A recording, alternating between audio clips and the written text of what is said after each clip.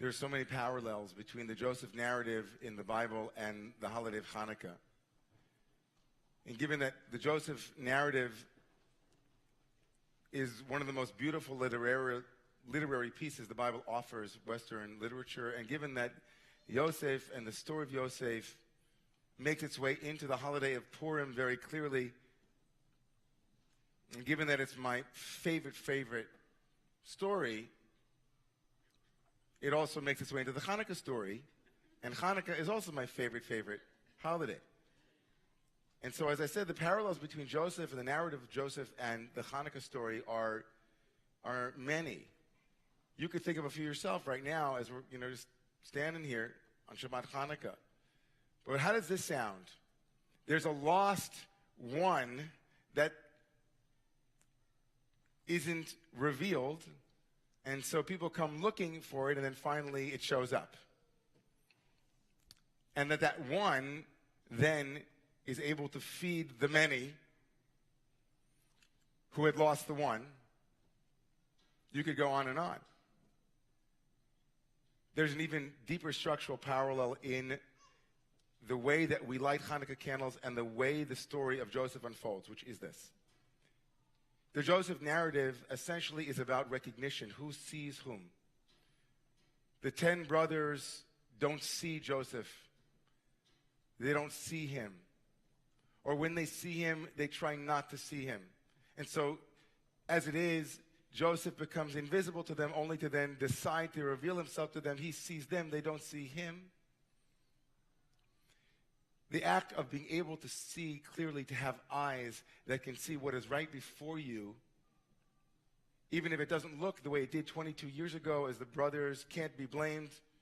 My children love to watch Undercover Boss. Anybody see that, Undercover Boss?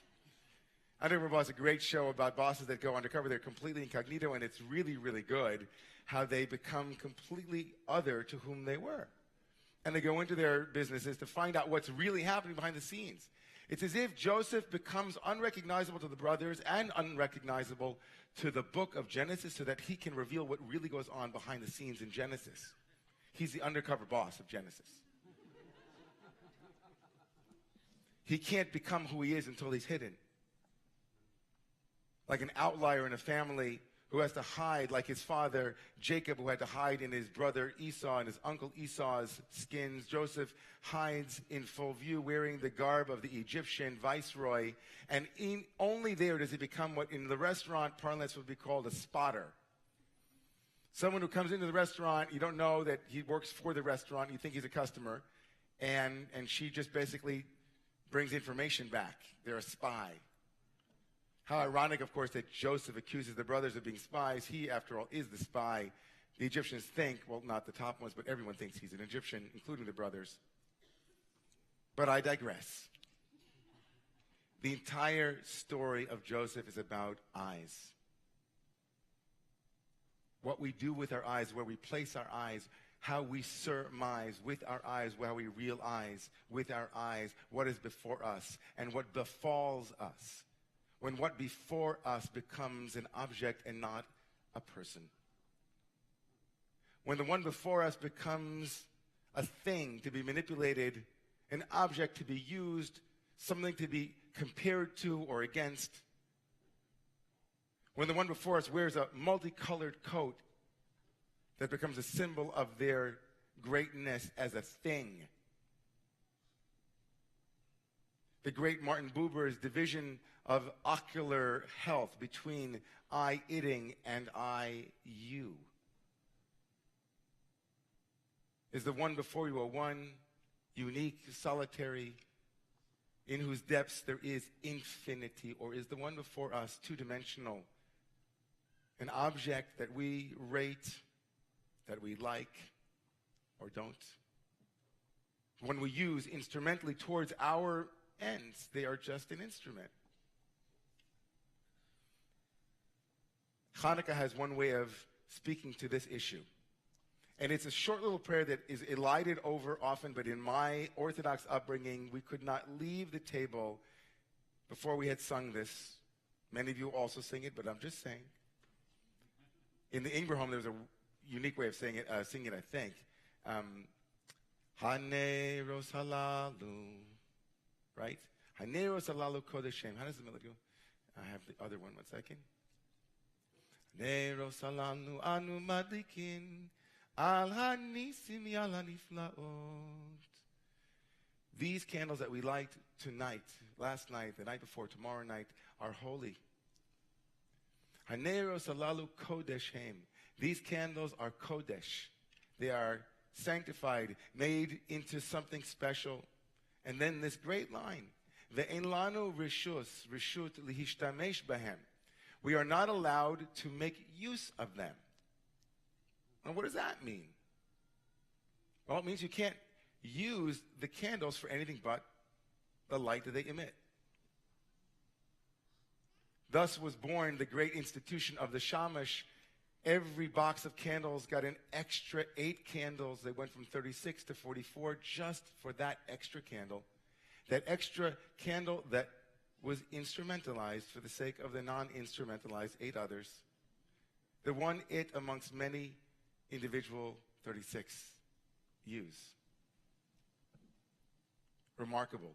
In lano reshut lishtamesh b'hem ela lir'otam bilvad. We can only look at them.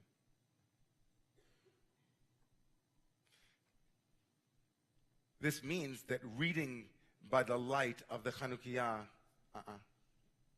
It means cooking by the light. It means looking for chametz, even if it's not yet Passover time, by the light of the Chanukiah is not okay. It means doing your taxes by the light of the Chanukiah. It means doing your homework. It means that the lights are there for their own sake. Not to be used as a means towards an end, as a part of a sequence that leads to something greater than the first step in the sequence. Each step along the way, which could be why we only light 1 candle extra every night, because each stage is its own value. This truth of how we live our lives with eyes that are real eyes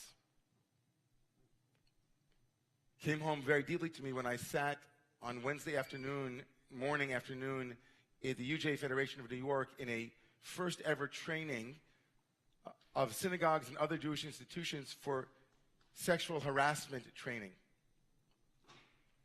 And as we sat in the room, the 20-some-odd institutions, synagogues and schools and other places around the Jewish world, listening in to the experts speak to the core of sexual harassment in the workplace. The workplace where each and every one of us, to some degree, by definition, is instrumentalized. A space, a container where we are judged and measured by our outputs. A place that is rife for dynamics of power and privilege. We listened in to how we as human beings feel when we are itted. How we close down, as she said, mammals that feel pain either fight, freeze, or flee. And in a workplace where there is a lack of subjectivity, a lack of appreciation for the dignity that is inherent in every human being, because our eyes are not real eyes, people's work output becomes affected. People begin to shutter themselves, begin to slow down. They don't show up for work. It comes out everywhere. In a society that objectifies human beings and uses power to keep them as its in their system, we need our hits all the time. We lose our energy, we lose our focus, we lose our desire to be in a society and in a culture and in a synagogue and a church and a mosque and a family where we instrumentalize each other for each other's happiness or joy or sexual pleasure or physical pleasure or attainment.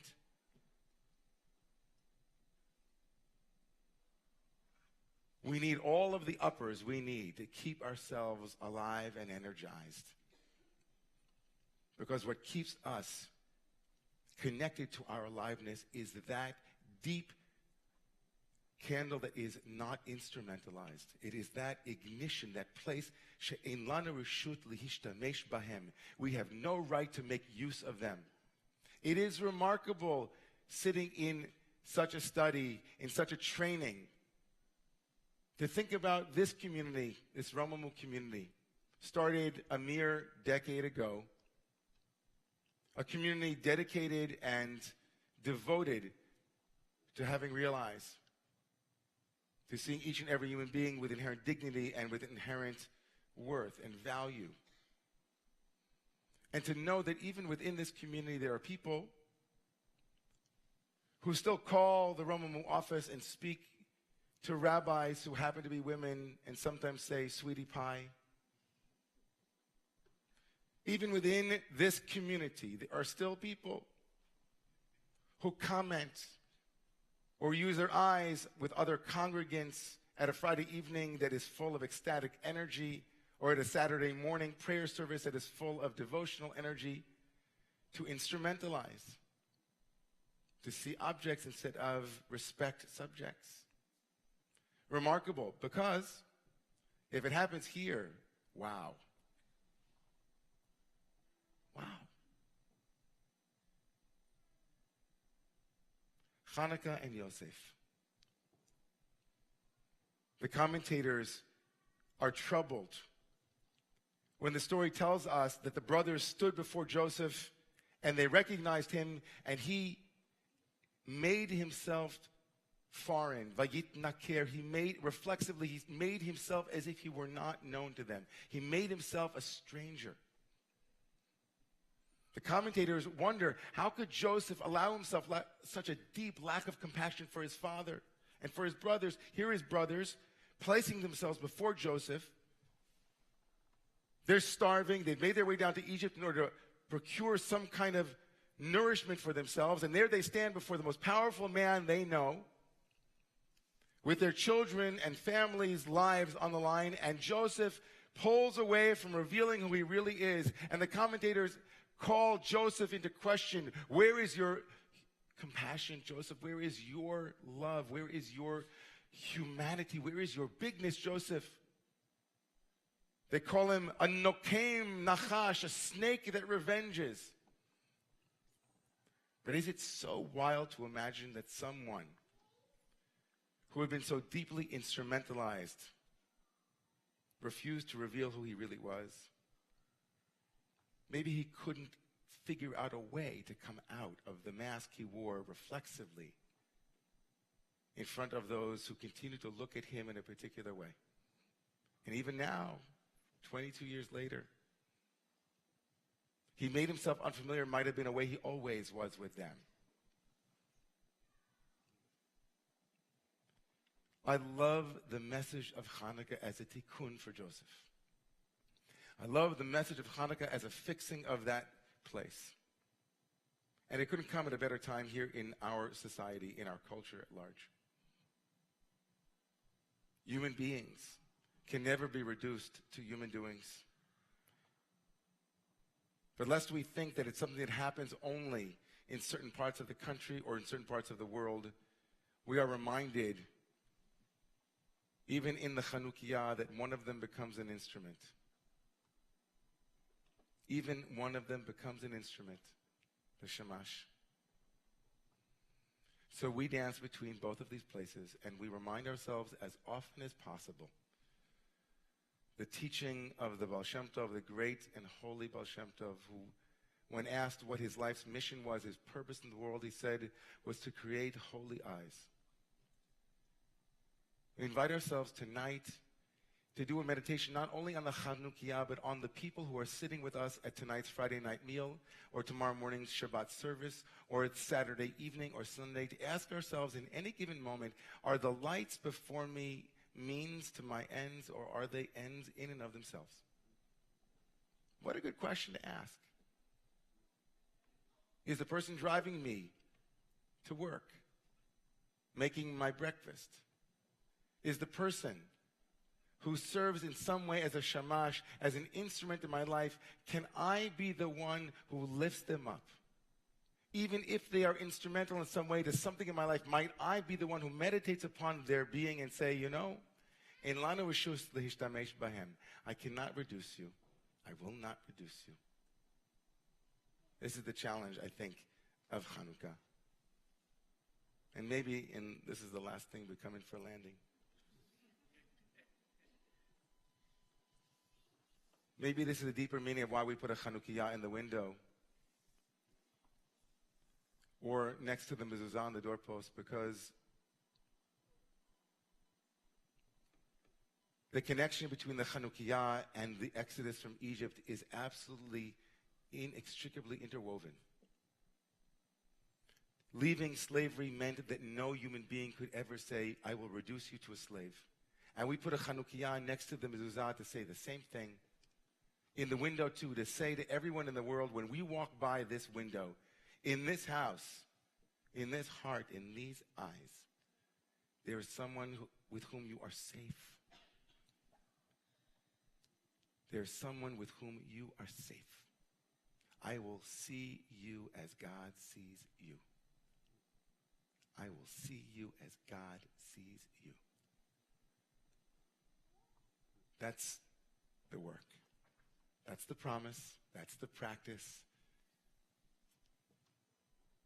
It's something that we should aspire towards, and we as a community should demand from our members, from all those who walk through our doors, wherever they might be. And it's something that we as a country should remember is the great hope of what this country offers. Its citizens, those who live here, you are safe. We will protect you from objectification. We will protect you from commodification.